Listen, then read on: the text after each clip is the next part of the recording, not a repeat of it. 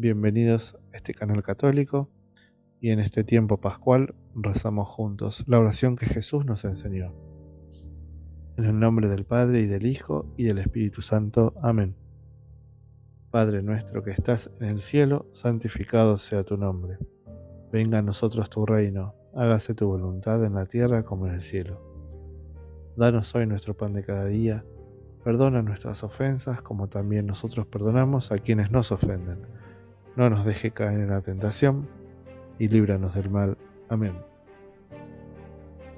Y Jesús descendió a los infiernos. ¿Qué significa esto que nos anuncia el credo y la palabra de Dios? Hace unos días venimos meditando este misterio, que es fascinante. El descenso de Jesús a los infiernos. Puede generar un poco de confusión. ¿Pero Jesús se fue realmente al infierno?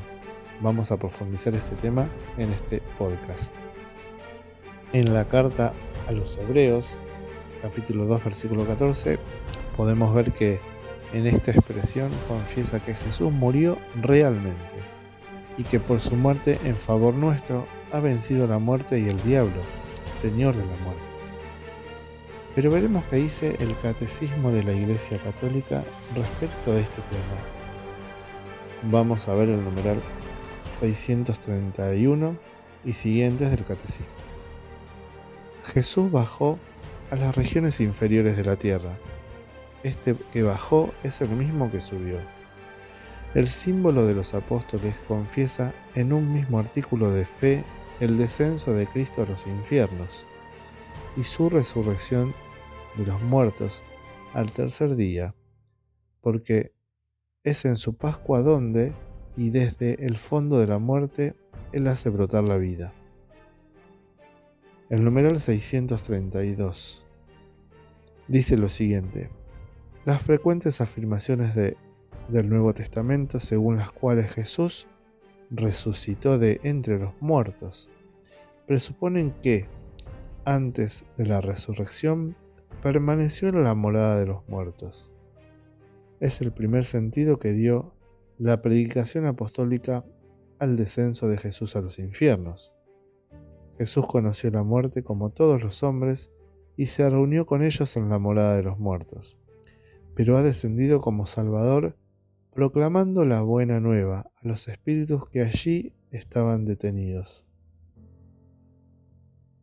El numeral siguiente, 633, dice: la Escritura llama infiernos, Sheol o Hades, a la morada de los muertos, donde bajó Cristo después de muerto, porque los que se encontraban allí estaban privados de la visión de Dios.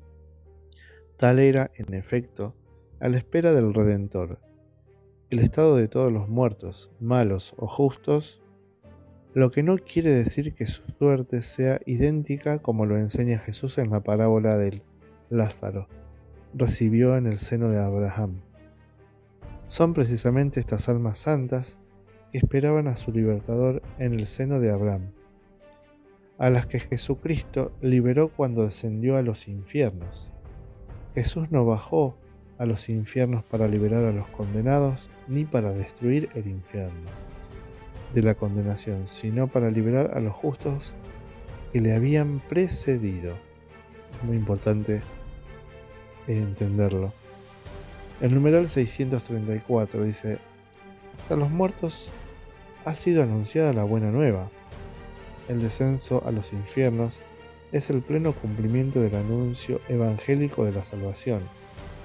Es la última fase de la misión mesiánica de Jesús, fase condensada en el tiempo, pero inmensamente amplia en su significado real de extensión de la obra redentora a todos los hombres de todos los tiempos y de todos los lugares, porque todos los que se salvan se hacen partícipes de la redención. El 635 dice: Cristo, por tanto, bajó a la profundidad de la muerte para que los muertos oigan la voz del Hijo de Dios y los que la oigan vivan. Jesús, el príncipe de la vida, aniquiló mediante la muerte al Señor de la muerte, es decir, al diablo, y liberó a cuanto por temor a la muerte estaban de por vida sometidos a esclavitud. En adelante, Cristo resucitado tiene las llaves de la muerte y del infierno. Y al nombre de Jesús, toda rodilla se doble en el cielo y en la tierra y en los abismos. Qué importante es poder entender todo esto, ¿no? Por eso no debemos confundir los infiernos con el infierno de los condenados. Allí el infierno de los condenados, nadie sale, solamente el día de la resurrección de los muertos, que su cuerpo va a volver, el alma va a volver a su cuerpo, para ser arrojados al lago de fuego. Afirma el credo niceno-constantinopolitano que fue crucificado, muerto y sepultado, descendió a los infiernos, al tercer día resucitó de entre los muertos. Pero hay que dejar en claro una cosa: Cristo al morir y estar en el sepulcro por los 3 días, Viernes Santo, sábado y parte del domingo, que es el día de su resurrección, bajó a los infiernos, ¿no? Esta es la diferencia, la S en la palabra infiernos. Hace referencia a un lugar inferior, pero no al infierno de los condenados como mencionábamos. Cristo bajó para consumar la liberación de los justos del Antiguo Testamento, a sus santos antepasados. Entonces, luego del pecado original, la puerta del cielo fue cerrada para los hombres. Las almas de los justos del Antiguo Testamento debían esperar que fueran liberados de aquella cárcel, por el libertador, el Salvador prometido, por Dios a Adán y a Eva, padres de la humanidad. Mientras Jesucristo permaneció en la morada de los muertos, fue a rescatar, como dice la doctrina general de la Iglesia, a quienes yacían en las prisiones desde hacía muchísimos siglos. Desde el justo Abel hasta el buen ladrón tenían necesidad de un Salvador que los condujera hasta el reino preparado, desde la creación del mundo. El símbolo de los apóstoles confiesa 2 verdades juntas: el descenso a los infiernos y la resurrección al tercer día. Jesucristo descendió a los infiernos, al tercer día resucitó de entre los muertos. Las almas que estaban en el limbo de los justos, o sea, el seno de Abraham, eran almas santas que esperaban ardientemente a su libertador. El catecismo, como decíamos, nos lo enseña. Nos dice: Jesús no bajó al infierno para estar allí y liberar a los condenados, sino que para liberar a los justos que lo habían precedido. Entonces Jesús, al experimentar la muerte como todo ser humano, continuó su misión con aquellos que allí moraban, los justos del seno de Abraham, que estaban a la espera para acceder al cielo. Esto es un poco loco de entender, perdonen la expresión.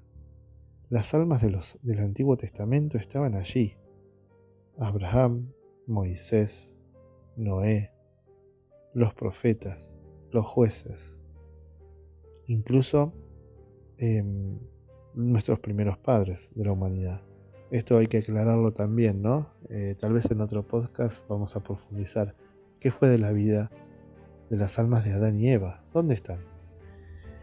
Y tal vez ellos no sepan el tiempo que estuvieron allí, porque al estar muertos el tiempo deja de existir y pasan a ser parte de la eternidad, ¿no? El tiempo es una medida para nosotros los vivos, porque recordemos también que la Iglesia nos enseña que hay distintos espacios, como el limbo o el seno de Abraham, que es el lugar donde las almas en el Antiguo Testamento, las almas de los justos, esperaban al Redentor para entrar al cielo.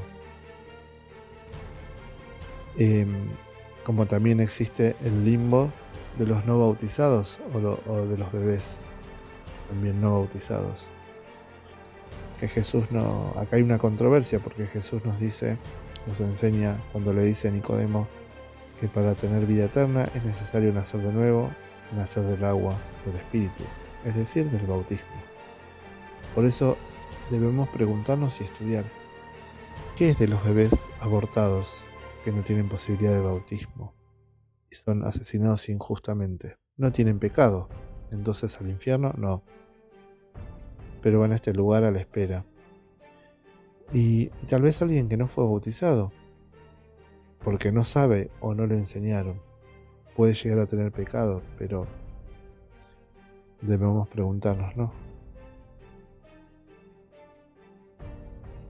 Y resumiendo, para ya finalizar, Cristo descendió a los infiernos, lo cual no significa que descendió al infierno o que Jesús se fue al infierno para destruir el infierno o para liberar a los condenados. Para nada, el infierno de los condenados es así eternamente, sino que se refiere a que Jesús descendió a un lugar inferior. A eso se refiere infiernos, ¿no?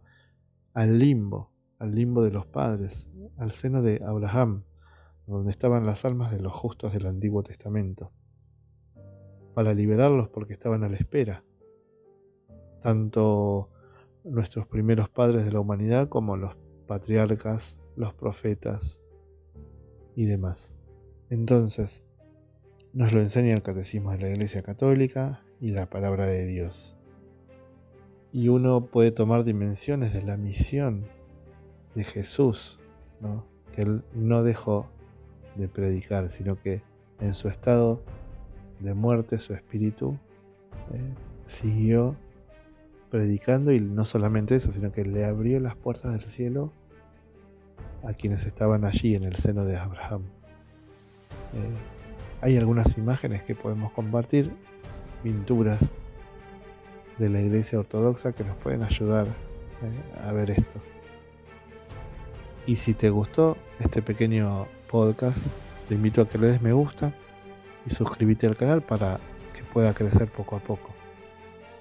Somos Iglesia Militante Frente Católico Argentino y estamos al servicio del triunfo del Inmaculado Corazón de María. María, Nuestra Señora de Fátima, ruega por nosotros.